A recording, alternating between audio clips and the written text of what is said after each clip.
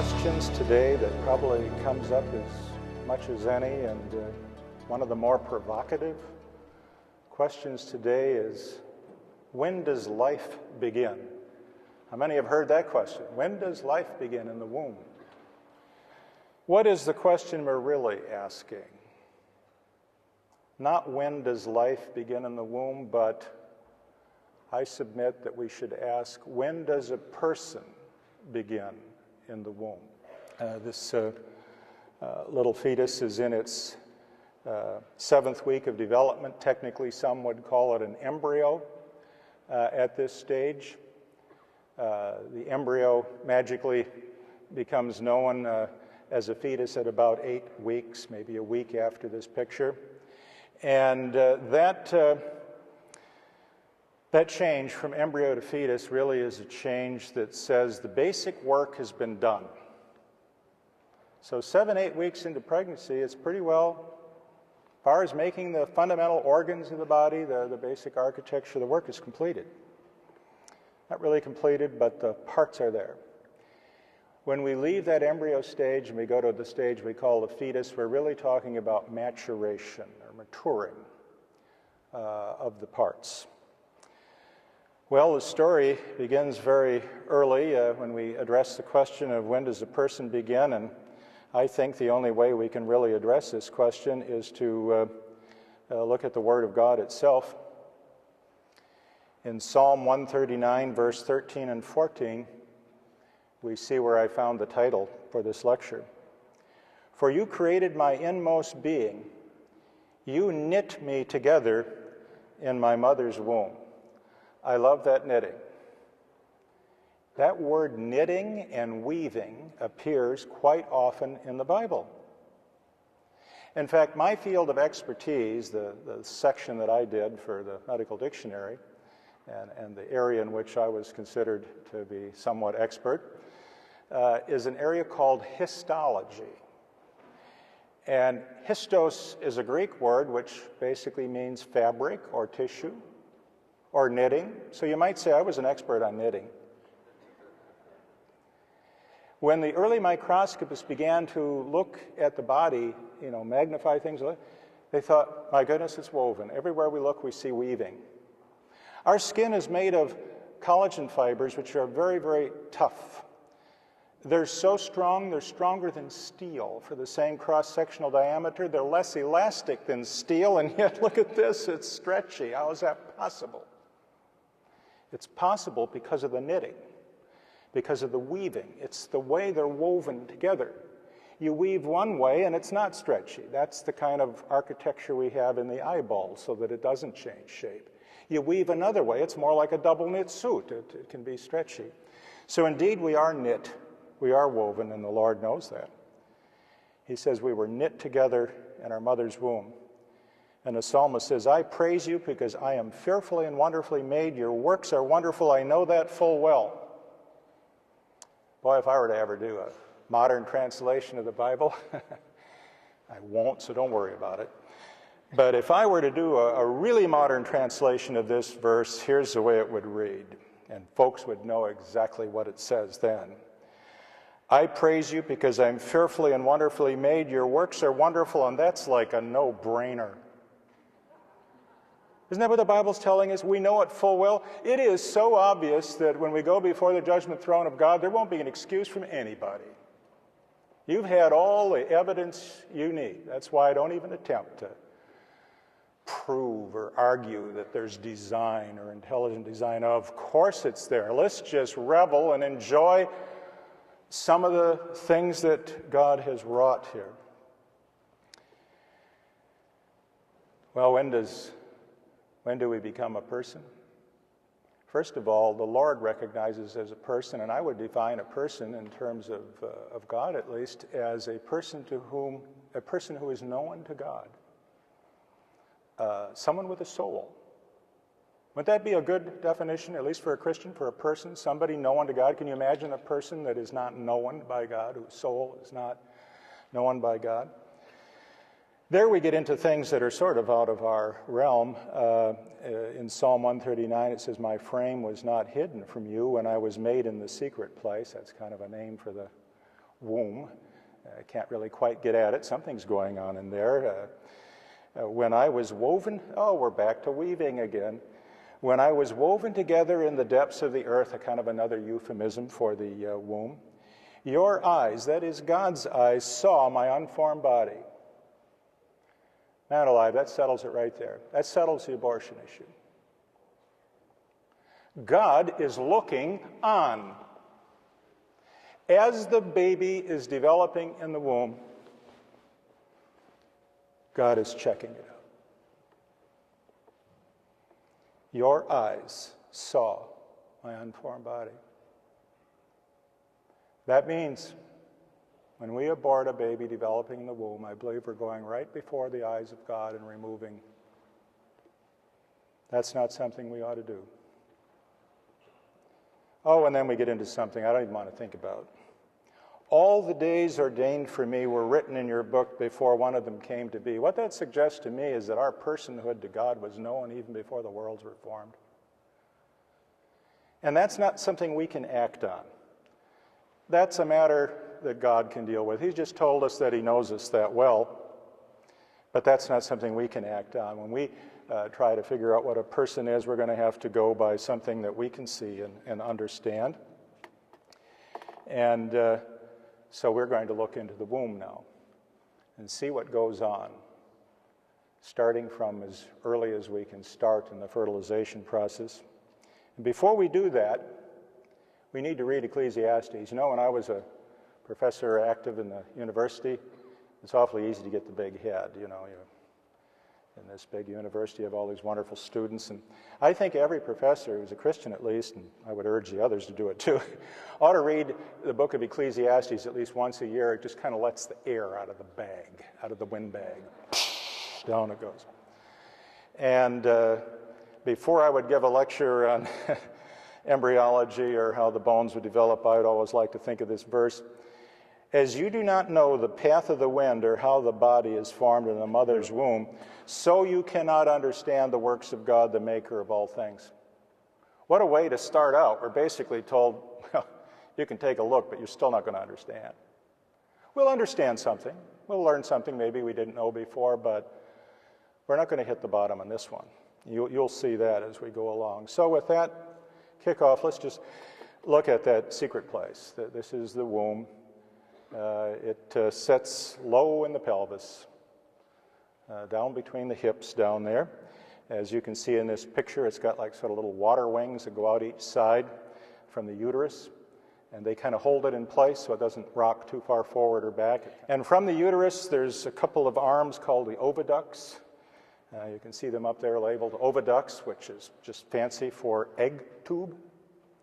And these oviducts are kind of like this. I think of Atlas carrying the earth on his back. You know, the uterus is the body, the arms go up, and the hands are the ends of the oviduct, and there's fingers on the hands, and there's fingers on the end of these oviducts, little finger-like processes.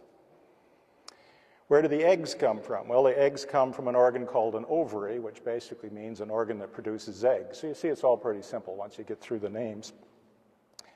And the eggs are going to leave the ovary and enter the oviduct. And that already, as far as I'm concerned, we have a miracle on our hands. Every 28 days, normally, an egg will be released from the ovary.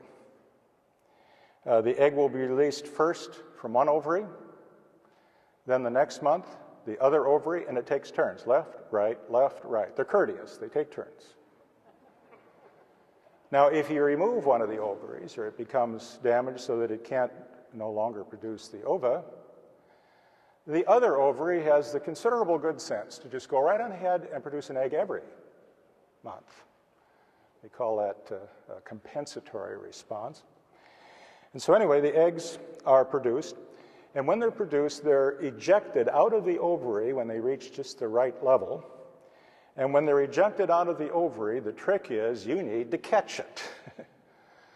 And the oviduct, with its little fingers on the end, come right down on top of that ovary and kind of feel around and see where the egg is coming out. And then it parks there, and it catches the egg. Sort of like if the catcher were to walk out to the pitcher's mound, take his glove, put it over the pitcher's fist and say, all right, pitch it. I think I can get this one. Because you see, you better get it. If you miss and the egg doesn't go in the oviduct, it's out in the peritoneum. That's a space around all of our organs. It can implant there and start to develop. And that will become fatal for both mother and child. Call that an ectopic pregnancy. So it's very important that the oviduct catch the egg. Let's look at this in a little more detail. We'll look at one of the ovaries as a drawing. These are wonderful drawings from Frank Netter, without whom I don't think anybody would get through medical school. They look at these drawings and study them. Inside this ovary, we find the eggs, and they start out as developing follicles. You can see them up here. And when a baby girl is born, as soon as she comes out of the womb, she has approximately 400,000 eggs ready to go. And no more are made. The newborn baby girl has all the eggs she's ever going to have. 400,000, many of which will not form children. Isn't that just as well? 400,000. Even the Lord, who's told us to be fruitful and multiply, knows that that's way too many arrows in our quiver. So about every month, every 28 days, about 30 or 40 of these little oocytes, we call them, will start to develop. A little cohort, if you will start to become larger and will build up cells around the outside periphery of the egg. And it'll produce a kind of a cyst. It's a hollow ball with fluid inside. You can see them up there, here and here, and it gets bigger and bigger and bigger. The egg is this part right here, this little round thing, and that egg will eventually be released through a little opening in the surface of the ovary. If the egg entering the oviduct is not fertilized, then a big change occurs.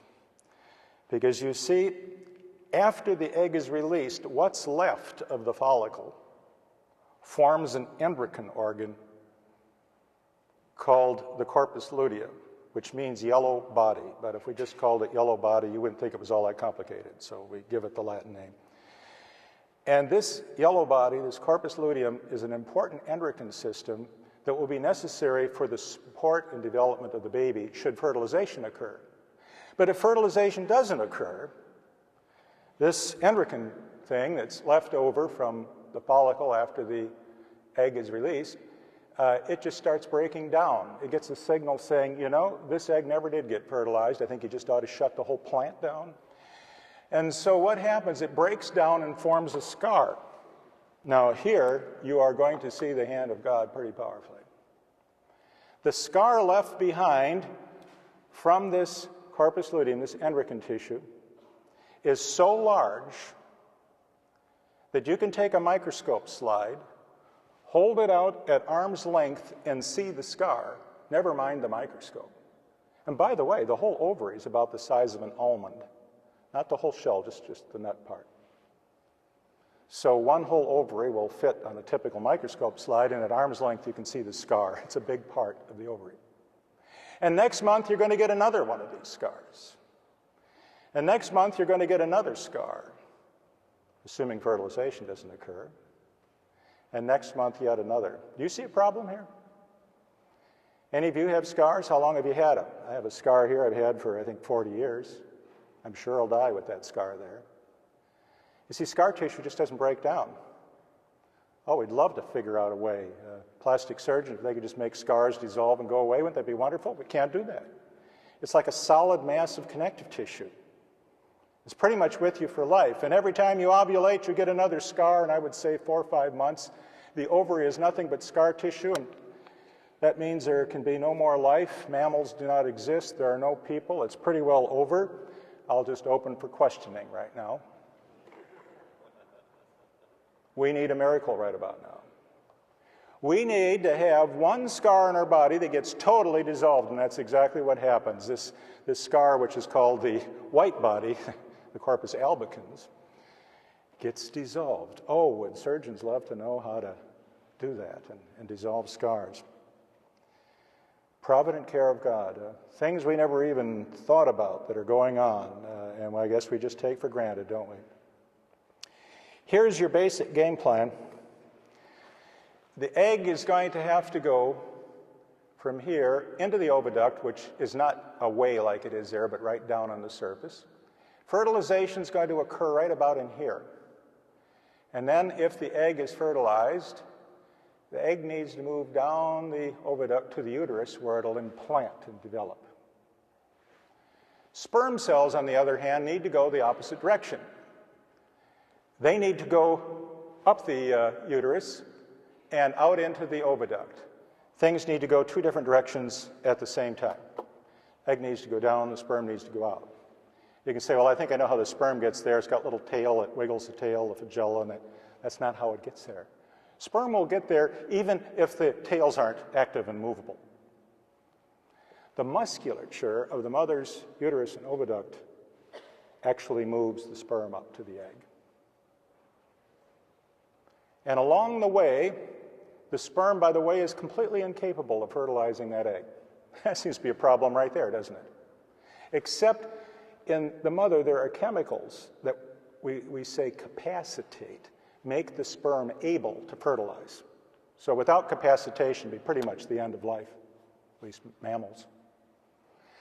The sperm arrives, the oviduct is coming down. How do we get the egg to go the opposite direction? If the muscles are bringing the sperm up, how does the egg go the other way? Because let's face it, if the egg just stayed in the oviduct, do you see a problem there? Fertilization could occur. The egg wouldn't go any further. It would implant in the oviduct. And sadly, that happens from time to time. It's called a tubal pregnancy. It's a medical emergency and will kill both mother and child unless something is done. That'd be the end of life right there.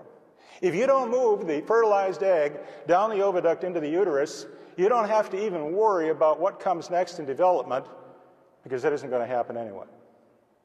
And in the case of evolution, if you can't get the egg down the oviduct, you aren't ever going to get a second chance to get it down the oviduct, because it's the end of that organism. Boy, talk about irreducible complexity. You know, I don't think bacteria necessarily need a flagellar motor, because not all bacteria have a flagella. But if you can't produce offspring, that's irreducible. Let's see how that works. That little box, we're going to look at that part of the wall of the oviduct. There it is in the microscope. These are tall columnar cells, and up at the top, you see what look like little hairs up there? Those are called cilia. Each of those cells have thousands and thousands and thousands of little cilia. They're so tiny you can't even see one in the light microscope. You say, what do you mean? I'm seeing them up here. You're seeing them collectively. The way you can see hair, you can see that I have at least some hair, but you can't see one hair from where you are. And so these cilia are so small, even under the microscope, we can only see them collectively. Can't quite resolve one all by itself very easily, at least. And these cilia beat. And going down the oviduct, there are just trillions of these cilia. So how do they beat to move the egg? Well, we could say you just sort of fire the pistol and they all start beating. Well, imagine if all those trillions of cilia just started doing this. Would that move the egg down the oviduct? You maybe work up a little foam, that'd be it. I think I'm onto it. It's like window wipers on a car. They go like this, right? All of them together. Would that move the egg? No, the egg would sort of go forward, backward, forward, backward, forward. Oh my, you know what the movement is?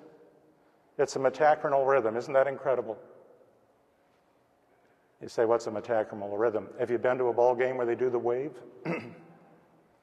That wave they get going in the stadium, that's a metachronal rhythm. Ever see wind blow across a wheat field? Those waves that go through the wheat? That's a metachronal rhythm, and only that can move the egg in a coordinated way. Let me give you a little example of how these cilia beat. That is a metachronal rhythm. Can you think about this? Can your mind bend that far? Trillions of these, thousands per cell, all interacting collectively down the oviduct in concert, setting up an integrated metachronal rhythm without which the egg wouldn't go down the oviduct, without which there would be no peephole. No mammals. It'd be over.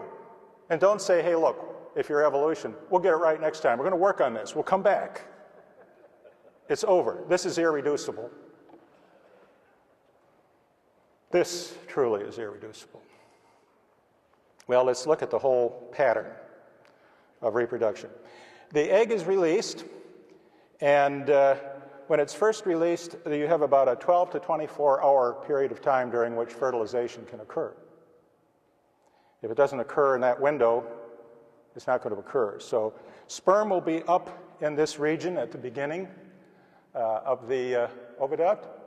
And if they're in this region at the time the egg is here, there is a good possibility that one of the sperm, at least, will manage to penetrate through and fertilize the egg.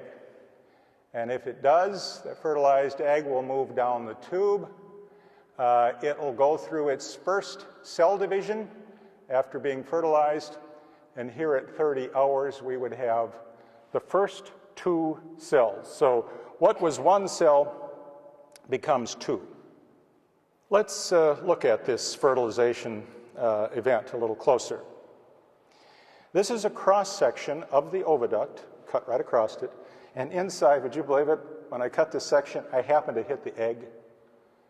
To get the picture, you'd have to think of a basketball sort of floating in space someplace in a very long hallway. You make a random cut across the hallway, and you hit the basketball. And so that's what we managed to do. There it is, right in there. It was an incredible stroke of luck, some might say. And around that ball, you see the ball right in the middle, that's the egg, unfertilized. Around that ball is a bunch of messy-looking cells. See all the little blue dots there? They're just cells that accumulate around the egg. There's a very interesting scientific name, these cells. They're called the cells that accumulate around the egg. I'm not going too fast, am I? No. Would we call it the... No, it's the cumulus oophorus, which is the cells that accumulate around the egg. You think, do we need these things? Without these cells, you wouldn't be here. These cells, the cumulus, secrete a sticky stuff. And it's this sticky stuff that the cilia get a hold of to move the egg. They've done experiments where they've stripped these cells off and put an egg into the oviduct, say in rabbits. And the cilia just make the egg go round and round, sort of like a ball on the nose of a seal. You know how they can get it spinning? It doesn't go down the oviduct. Without the sticky goop made by the cumulus cells, it's pretty well over. You won't get a second chance to get it right. You need to get it right the first time. Now let's just magnify that egg cell with its investing cumulus cells.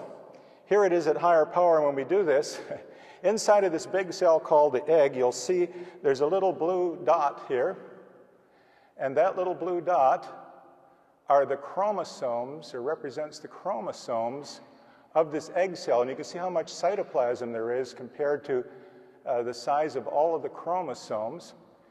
And would you believe it? It's like making a section through a long hallway in which a basketball is in three-dimensional space. You not only hit the basketball, but inside the basketball is a little BB, and you hit the BB dead center.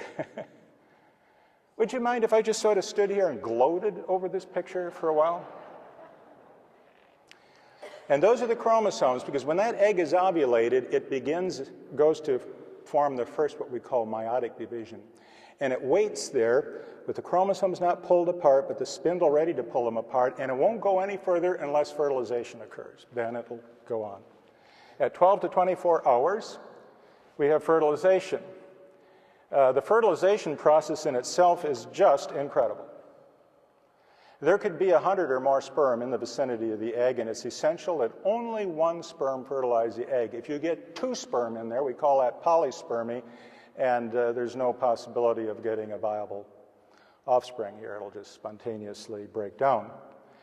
The sperm cell has 3 barriers it has to get through to fertilize. First, it has to get through the cumulus. No way you're getting through the cumulus. I mean, you just can't get through. So that's pretty much the end of life right there. Except the sperm makes a highly specific enzyme that digests its way through the sticky stuff of the cumulus. What a stroke of luck, huh, for the evolutionists. Without this, it would have been over. You have to have the specific enzyme get through the cumulus. You're through the cumulus and you're down to the red layer. You see the red layer? That's a shell. You didn't know our human eggs had a shell, did you? Hey, it's not a hard shell like on a chicken. It's a kind of like a skim of jello, you know, a gelatinous, tough, jelly-like shell. And it's called a zona pellucida, which is a fancy name for clear zone. The sperm needs to get through that, except no way the sperm going to go through that, is it going to go through that clear zone. It's a barrier. But there's a second enzyme that specifically digests its way through the zona, without which there'd be no fertilization, be the end of life. Now you're down to the membrane, and remember, we have two cells of completely different sources, one from father, one from the mother. They should have nothing to do with one another. In fact, they should build sort of resistant responses. But they don't. As soon as the first sperm cell, it might be just ever so slightly ahead of the next one, like a horse race, as soon as it touches the membrane of the egg, there's a quick little system that makes sure that it's the same species and all that sort of thing. And if everything is right, the membrane of the sperm and the membrane of the egg open up so that the contents of the sperm goes inside the egg. And that's the first step in fertilization. Remember, you have to keep the second one out. How do you do that? Oh, this is so wonderful that I'm not sure you're going to be able to contain yourself when I tell you this.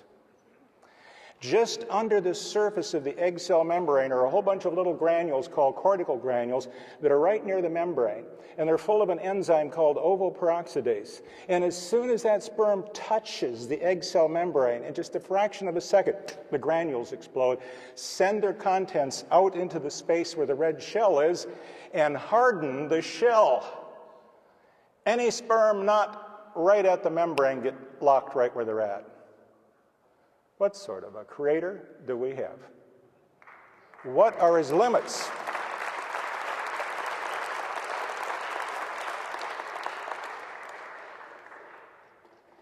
Once that happens, once fertilization happens, once the genetic material of the egg and the sperm are together, from that moment on, if you do not interfere, if you let it be, if you let God look on and watch and monitor the process in the womb, if he so wishes to bless you, a baby will be born 9 months later. And I believe it's from this moment on we ought not to interfere. It's the first chance that we, with our limited human minds, can perceive that there's something here that is forming a person known to God because God said he knew him even before the fertilization occurred. He certainly knows him now, or her, and watches on. Psalm 51 is sobering because not only does a person begin then, but like all persons on this earth, the person's a sinner. A fertilized egg is a sinner. Well, how about that for a definition of a person? Look in Psalm 51, verse 5 and 6. Behold, in other words, the psalmist wants to get your attention. This is important. Behold, I was brought forth in iniquity. That means coming out of the womb. I was a sinner. Now, as the baby emerges, he was a sinner. But he goes further than that. And in sin my mother conceived me. That's the fertilization event. That's from the very beginning when life of the individual began and the person began. So we are sinful from the beginning. Behold, you desire truth in the inward parts, that is in the heart. And in the hidden part, you will make me know wisdom. Since we are a sinner, and we're just a sinner from the beginning, we pray to God as the psalmist did in Psalm 51. To me, verse 10 and 11 here are simply one of the most important verses in the Bible. We spend a lot of time talking about creation. But the creation of heaven and earth is not the really big creation. The creation of heaven and earth, even when God says, oh, and he made the stars also as though it were, oh, there's something else. Oh, yes, all the stars. By the word, by speaking the word, there is a more phenomenal creation. There is a greater creation than that. And here it is. Create in me a clean heart, O God, and renew a steadfast spirit within me. Do not cast me away from your presence. Do not take your Holy Spirit from me. See, when God created the stars, he didn't have to argue with them. They didn't put up a fuss. They didn't say, we'll get together next week, we'll discuss this again. Adam and Eve didn't put up a fuss. He spoke, and it was. But when man fell into sin, he's got this stony heart. The Bible says he's at enmity. He's at warfare with God. And God needs to come in and create a new heart. I call that the second creation. And the third creation is he's gone to prepare a place for us. Well, back to our oviduct. We get out here to 30 hours after ovulation. We now have 2 cells. It's divided. We're on our way. Remember, every time you divide, 2, 4, 8, wow, you pick up cells in a big hurry, don't you, doing that, exponential growth. This is what the 2 cells look like. In a human, the egg is just divided, fertilized egg, and it's the first 2 cells made. And if you look, you can see the shell, the zona pellucida, going around it. Now, when you get into the adult or later in development, the cells are all held together by little buttons called desmosomes that kind of keep them from falling off and getting lost. There are little glues and buttons that hold them all together. But at this stage of development, there's really nothing holding the cells together except the shell. If the shell is defective and breaks down, those 2 cells can separate. Now, this is so heavy duty, you may want to plug your ears and not hear this because you're probably going to worry about it. But I've learned to just get blown over by God and just say, Lord, you know. I don't have to know. If they separate, you get 2 people. And if they stay together, you get 1 person. Each of you in this room could have been 2 people. Maybe some of you are. Have any identical twins here? Because an identical twin is a virtual clone. I have people say, oh, if they make a clone, would it be a monster? Would it have a soul? I say, you've probably met a clone in your life once or twice. Really? Yeah, an identical twin. It's a clone. But when God makes a clone, it works. You see, because these aren't germ cells anymore. This is not an egg anymore. This is not a sperm. These are body cells, you might say at this point, albeit embryonic ones. And if they split 2, if they stay together 1, how do we explain that? We don't. We leave it up to God. He knew them from eternity anyway, so. Now, most twins are not this kind. Most twins are where instead of 1 egg ovulating, 2 or more ovulated, and then they got fertilized. Now, there you could have a male and a female, right? But here they're going to have to be the same sex. In fact, they'll have exactly the same genes. You think, man alive, they must move at the same time. No, they each have their own personalities. One could conceivably be saved and one not. In fact, if you want to really think about what little we know about genetics, identical twins have exactly the same DNA as far as we know, but they have different fingerprints. Where are they coming from? I'm mainly here to give you questions, not answers. Well, we move on. About 3 days, you got a ball of cells, which is given the scientific name of ball of cells, which of course we call a morula. And then by about 4 to 4.5 days, the ball is in the uterus. And at about 5 days, that little ball is going to implant. And we'll talk about that. So you start out 2 cells, 4 cells, and then a ball of cells. You just keep getting. Actually, it doesn't get bigger. It's like cutting up a pie. The pieces don't make the pie bigger. They just subdivide the pie. So at first, the cells really don't get bigger. But at 4.5 days, this ball of cells becomes hollow, and we call that hollow ball a blastocyst. Now, that's not to demean it as being less than human. It just has a scientific blastocyst. And it is like a cyst. And it's this blastocyst that's going to penetrate into the wall of the uterus that you see in red up there. It's like planting a seed in the field. At about 5.5 to 6 days, the implantation. This is after ovulation. That implantation occurs. This is a miracle you're looking at right here. There's no way on earth that blastocyst should implant in the uterus. First of all, it's a different person. It's a different tissue. It doesn't have the same antigens as the mother, no more than your son or daughter has exactly the same genes as you do and the same antigens. If you take tissue from your son or daughter and inject it in your body, you will build an immune response against your own children, against their tissue. And yet the uterus says, come on in. And it comes in and it's not rejected. It should be, but it's not. And if it were, that'd be the end of life. You'd never get another chance at that. That's irreducible complexity. This group of cells right here, that's the baby. You think, well, if that's the baby, what are these other cells that form the ring out here? Oh, are they interesting? The ones that form the ring are called the cytotrophoblast. I won't even bother you with this name, except it really gets interesting. The cytotrophoblast cells fuse together.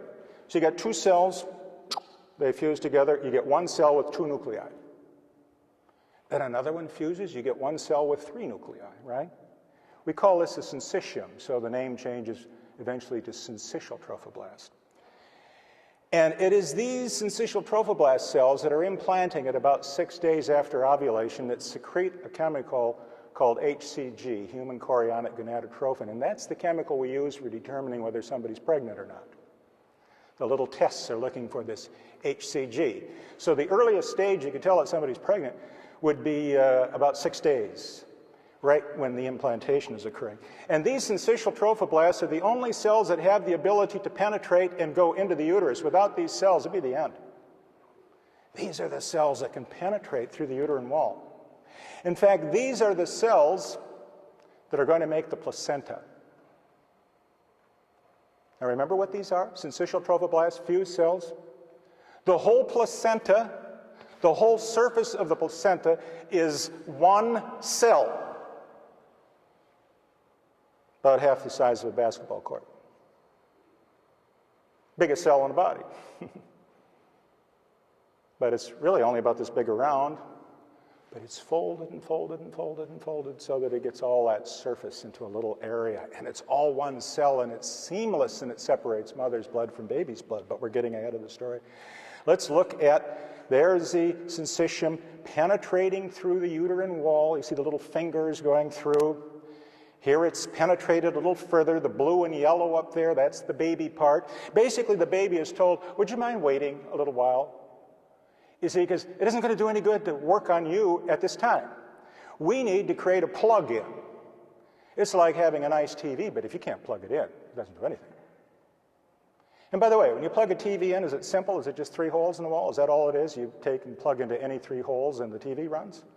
No, there's a power plant hooked on the other end of that plug. And the power plant's more complicated than the TV set. And that's the way the placenta is. It's one of the most incredible organs in the body. There's nothing else quite like it. I call it super organ. When I taught my medical students, they all knew I was talking about the placenta when I said super organ. And you need to make this whole organ, or you can forget about the developing baby. It's a TV with no plug-in. Now, birds and reptiles, they're like battery operated. They have an egg with yolk in it, and so they just use up the energy that's in the yolk, whereas we need to be plugged in. Now, the red you see down there, that's mother's blood vessel. There's a lot of blood vessels in the uterus, and they're going to be brought into close association with the green, which is the developing placenta, the fused syncytial trophoblasts. We're getting close. There's a mother's blood vessel there. And when that syncytial trophoblast hits those arteries, one of the most incredible things you can think about happens. The ends of the arteries of the mother's uterus get eroded so that the arteries just end, like cutting off a hose. There's about 20 arteries big enough that you can see them, maybe half the diameter of a lead pencil or so. 20 truncated arteries. Wow, you better have a nice seal on this placenta or this blood, which comes through at the rate eventually of a half a quart a minute, is going to lead to some pretty serious complications. But we need to get mother's blood up there to bring nutrients and oxygen to the baby when we finally get around to working on baby. This syncytial trophoblast makes a lot of hollow cavities inside. You can see it in the green here. And the blood is going to eventually flow into those cavities. See the red blood flowing into the cavities in the green syncytial trophoblast. Finally, you're going to have little processes all around the baby. And the baby's going to make blood vessels of its own, and they're going to be on one side of that syncytial trophoblast, that seamless cell layer, and mother's blood's going to be on the other side, and they'll never mix because the barrier between them is seamless. Eventually, the placenta just becomes a flat disc, but early on here, for example, at 40 days of development, it goes all the way around, and if you'll notice, placenta is almost like hair.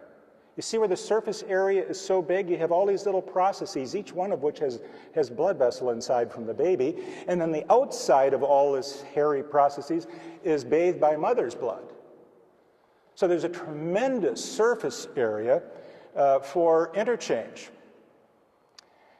If you magnify just one of those little hair-like processes that are on the placenta, under the scanning electron microscope, you can see that these little processes have even tinier processes coming off from them, further increasing the surface area. So where you see black in this picture, that would be all solid mother's blood. The baby's blood vessels would be inside of those little finger-like processes, so the materials and nutrients have to go across to get to the baby. Let's cut a cross-section. See the red line? We're going to cut one of these little microscopic, tiny, tiny little processes and look at inside. If we look inside, there it is, the baby's blood vessels, but not the blood vessels of the baby's body so much as the blood vessels that are in the placenta. This is a little blood vessel, this is another one, this is another one. The red blood cells you see in here belong to the baby and were made by the baby. The red blood cells you see just out here are red blood cells of the mother, and between the two is this incredibly thin cell, which is that seamless syncytial trophoblast. The nuclei have the good discretion to get out of the way and move to the side to make very thin areas across which gas and nutrient exchange can occur. So everything going from mother's blood to baby's blood has to go across either passively or actively. For example, water could just go across passively. You don't need to pump it across. Sadly, alcohol will go across from mother's blood to baby's blood passively. So a mother who consumes alcohol will be giving the same dosage essentially to her baby, and a baby can be born with fetal alcohol syndrome. A mother who takes some of these recreational so-called drugs, sadly, many of these drugs go across the placental barrier passively. So you can have a baby born as a crack baby from crack cocaine. Oddly enough, most of the things that are really important to the baby have to be carried across with special molecules. For example, for the baby to make its own blood, it needs iron. The only way it can get iron is from the mother's blood, and the iron has to be transported across from the mother's side to the baby's side with special proteins, one of which is called transferrin, that can come over here, pick up the iron, carry it across, and release it on the baby's side. What a miracle we have here, just in the placenta. This is kind of what the placenta looks like in the whole. You can see a couple of the arteries that are truncated in there. And they're just blasting the blood out, like going up to some bushes. All those little villi we were showing you sort of look like branches of a bush with blood vessels inside. And the blood just gets sprayed over them, and it's sealed so it can't leak out of the sides of the placenta. The placenta is then really part of the baby, not part of the mother. But it's really not in the baby's body. It's attached by a fairly long hose. And you have to make sure you don't kink the hose. You know, ask any mother that's, she'll tell you when the baby is in the womb, they do loop-to-loops, and they do wing-overs, they do all these things. They do all this. How are you going to do that without kinking the tube? This is so gorgeous. There's a special jelly, not found anywhere else in the body, Wharton's jelly. The blood vessels are in there, and when you bend it, it resists kinking the blood vessels. Evolutionists say, what an incredible stroke of luck. Now, the most amazing thing I'm going to tell you all day is that when the baby's born, this placenta comes out. First the baby comes out, and then the placenta comes out as afterbirth, along with other membranes. And when that placenta unplugs, approximately 20 good-size arteries virtually truncated at their ends, are now open to the lumen of the uterus to spray blood at approximately a half quart per minute. Do you think this is bad? You haven't heard the whole story yet. There is a mechanism in the placenta that suppresses blood clotting. Now, to get the picture, a hemophiliac, right, one that can't clot his blood, with 20 severed arteries, releasing blood at a little over a half a quart a minute. Anybody see a problem here? How on earth does anyone survive this? People have said this is the biggest wound any human being gets and lives to tell a story. Biggest wound. How bleeding to death is prevented is so amazing. When the blood vessel breaks apart, part goes with the placenta, part stays with the uterus. There's a little muscular sphincter, like a string on a purse, that, fortunately is on the side of the break towards the uterus, that squeezes suddenly and pinches off the blood, just sort of like a surgeon would use a hemostat to pinch a blood vessel. It all closes down so that under normal delivery you may lose a small cup of blood or something like that. Is this not amazing? Absolutely incredible. Flat out miracle. And yet people look at it and say, I don't see any design here. No design. What do you think? We give them a better example? We're not going to give them a better example.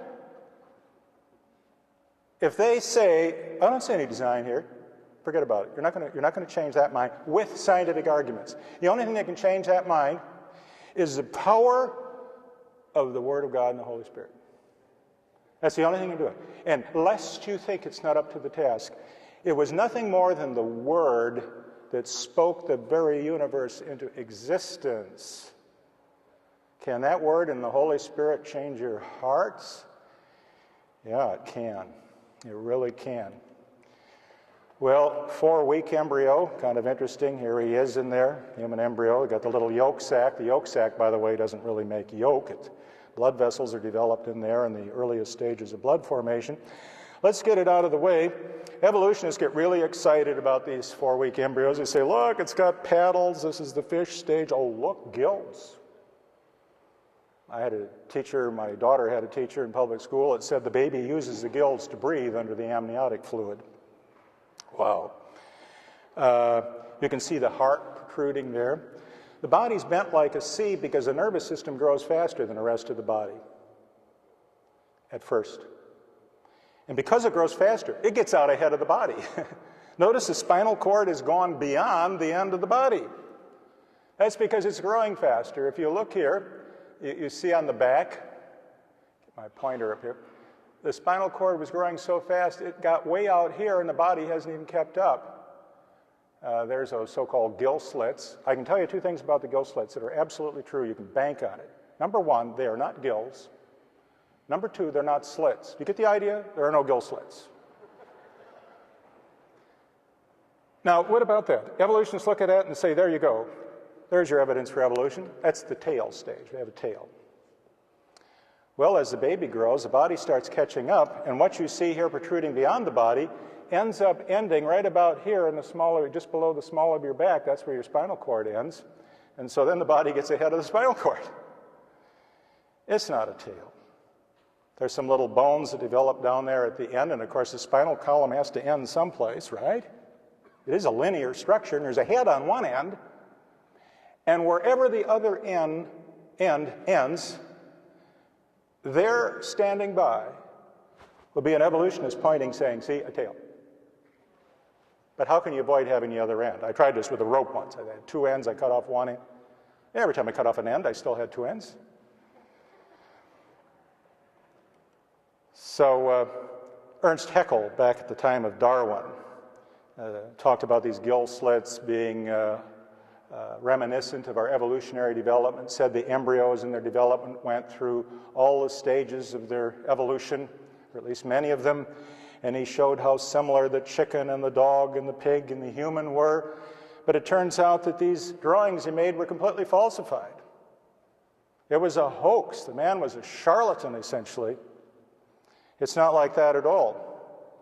And yet, years ago, Dr. Spock, remember him? You couldn't have a baby without reading Dr. Spock. It was considered the handbook for babies, or the manual. And Dr. Spock, in his book, Baby and Child Care, says each child as he develops is retracing the whole history of mankind, physically and spiritually, step by step. A baby starts off in the womb as a single tiny cell, just the way the first living thing appeared in the ocean. Weeks later, as he lies in the amniotic fluid of the womb, he has gills like a fish. Notice he even says we're retracing spiritually our evolutionary history. Well, this just simply isn't true. This has been known to be untrue for a long time. Here's a paper that was in a journal some time ago, and they pointed out that Haeckel's embryos are just simply a fraud. That if you look at the real, compare the real embryos, they're not similar at all between the different animals. I mean, they have general overall similarities, but they're fundamental differences that he did not show. In fact, many evolutionists have said the same thing. This whole embryology, this recapitulation business, that our embryo, when it develops, kind of reminisces on our evolutionary history, that is just simply not true.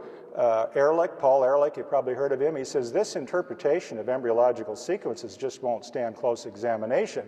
Its shortcomings have been almost universally pointed out by modern authors, but the idea still has a prominent place in biological mythology.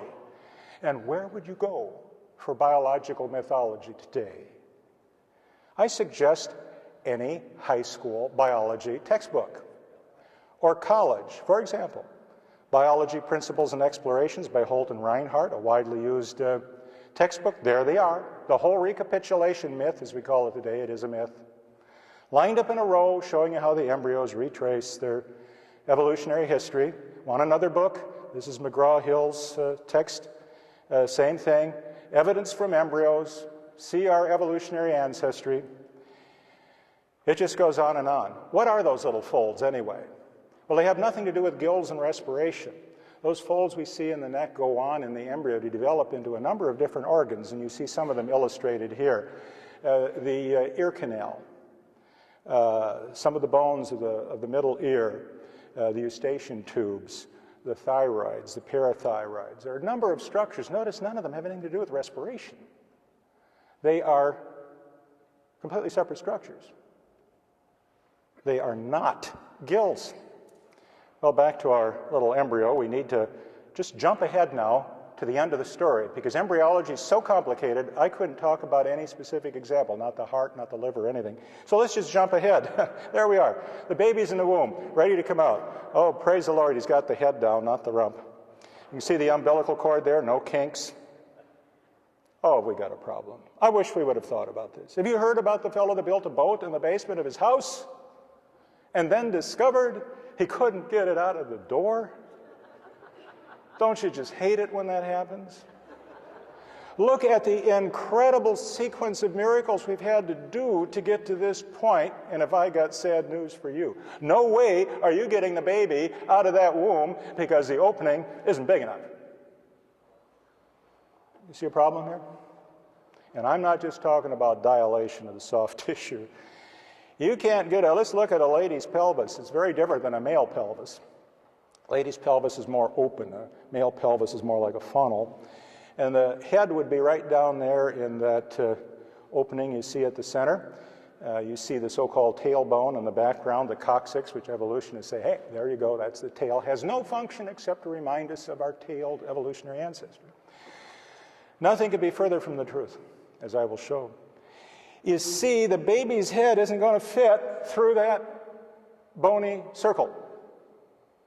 What do you plan on doing about that? Miracle. Just nothing but a miracle. There are three seams. Let me point them out to you up here. There's a seam right here. This is a good old sacroiliac, the sacrum and the iliac bone.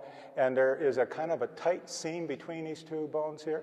There's another one just like it on this side. And finally, there's a seam at the front. So three seams that hold the three bones of the pelvis, this one, and this one, kind of together in a ring. And this seam has a little bit of a give to it. That's why when you jump off a high building and land on your feet, there's just enough give there so you don't break the bones of the pelvis. Isn't that nice?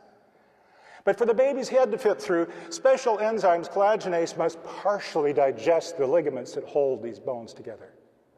And then they open up just a little bit.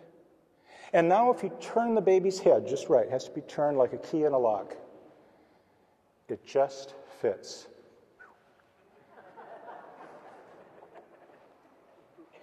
By the way, that little bone down there is the busiest bone in the body. See the tailbone evolution? I even heard an obstetrician say why that bone has no function other than to remind us of our evolutionary ancestry.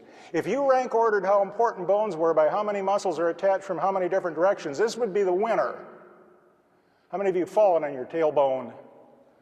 Boy, does that hurt or what? 3 positions you can't stand to be in: standing, sitting, and lying down. Those 3, you can't deal with it. The reason is if you look down on that pelvis, all of these muscles that form the floor of our pelvic diaphragm come in from all directions and anchor to that one little bone that I prefer to call the coccyx, not the tailbone.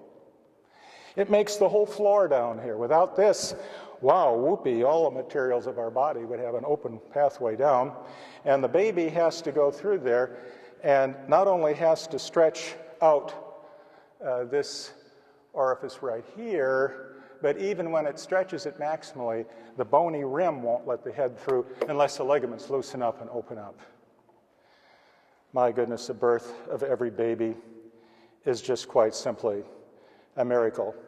And when the baby comes out, the problems aren't over. At first, its blood supply is all wrong because, you see, the placenta has served as a kidney. A baby can be born without kidneys. A placenta is a lung. A baby can be born without lungs. The placenta is the intestinal tract. It doesn't need an intestinal tract until it's born. The placenta is the liver. The placenta is a large part of the endocrine system. The placenta does everything. It is super organ. And when the baby's born and it's disconnected from the placenta, it better have all these organs ready to go for the first time, or it'll die. And what do we do with the placenta when the baby's born? Into the OR can. We just throw it away. Would you at least give a prayer to God in thanks for that placenta? What an incredible, selfless organ. It does its job and it vanishes. It's so friable that it breaks down. You can't even hardly take it in to show it to a medical student unless you run from the delivery room to the lecture room very quickly and say, look, quick. And when that baby's born, the blood vessels have been bypassing certain organs. Because you haven't needed the liver, the blood vessels have actually bypassed the liver.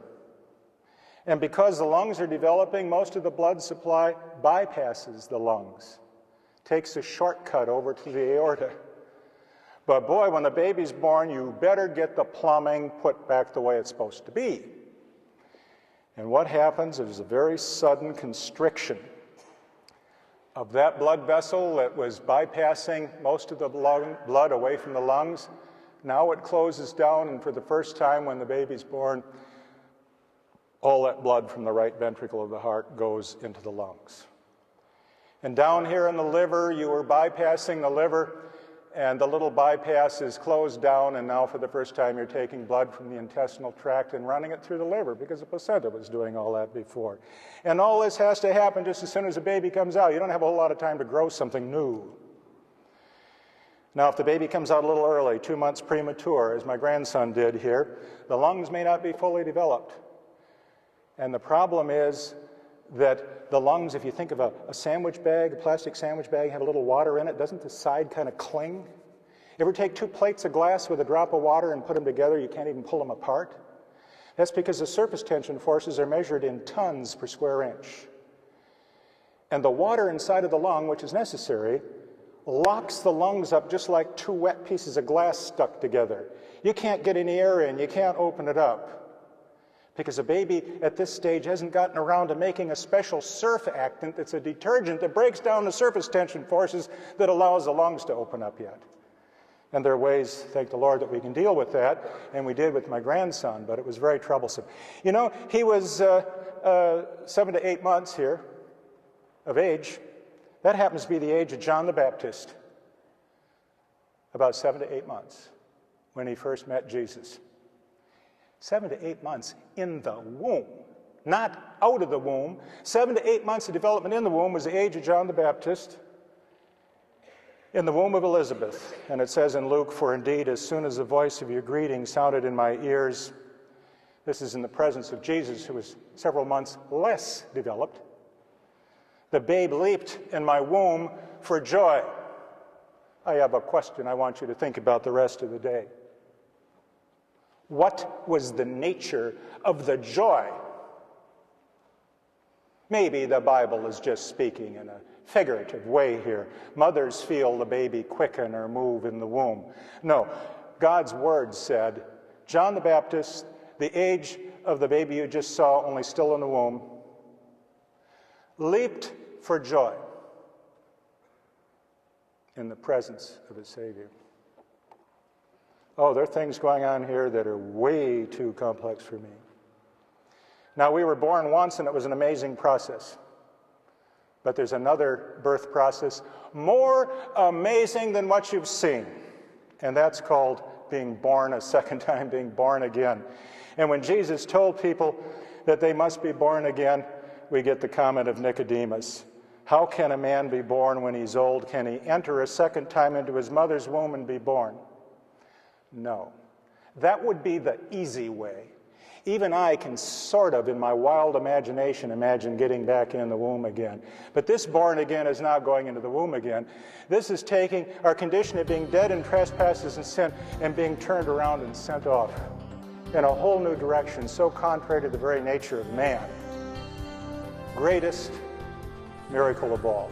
And I pray that all of us in this room have experienced that wonderful miracle. And I thank you.